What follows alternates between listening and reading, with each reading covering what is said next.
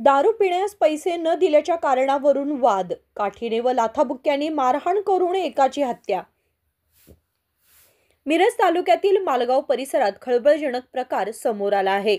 मालगाव गावाच्या हद्दीतील तानंग ते मालगाव रोडवर असलेल्या कॅनॉलच्या पुलाजवळ बहादूर चांद देसाई राहणार शास्त्रीनगर या युवकाची अनोळखी दोघांनी मिळून निर्घृण हत्या केली आहे। या घटनेबाबत पोलिसांनी दिलेल्या माहितीनुसार घटनास्थळी मयत बहादूर देसाई हा अनोळखी दोन इसमांकडे दारू पिण्यासाठी पैसे मागत होता, परंतु त्या दोघांनी पैसे देण्यास नकार दिला।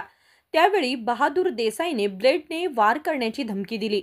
रागाच्या भरात अनोळखी दोघांनी त्याला शिवीगाळ करत लाथाबुक्क्यांनी व काठीने जोरदार मारहाण केली। या मारहाणीमध्ये बहादूर देसाई गंभीर जखमी झाला आणि त्याचा मृत्यू झाला। घटनेची माहिती मिळताच स्थानिक पोलिसांनी तात्काळ घटनास्थळी धाव घेतली। सदर घटनेचा तपास पोलीस अधीक्षक, अपर पोलीस अधीक्षक, उपविभागीय पोलीस अधिकारी मिरज यांच्या मार्गदर्शनाखाली सुरू आहे। मारेकऱ्यांचा शोध घेण्यासाठी विशेष तपास पथक कार्यरत करण्यात आले आहे। घटनास्थळी स्थानिक नागरिकांची मोठी गर्दी झाली होती।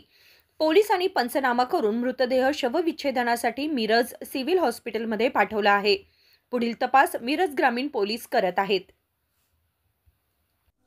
आज रोजी मिरज ग्रामीण पोलीस स्टेशनच्या हद्दीमध्ये तानंग फाटा ते मालगावकडे जाणाऱ्या रोडवरती कॅनॉल आहे। त्या कॅनॉलच्या पुलावरती एक मयत इसम पडल्याची माहिती मिळाली। त्यावरून तिथं जाऊन आम्ही पाहणी केली असता इसम नामे बहादूर चांद देसाई राहणार शास्त्रीनगर मालगाव हा मयत अवस्थेत त्या ठिकाणी पडलेला दिसला।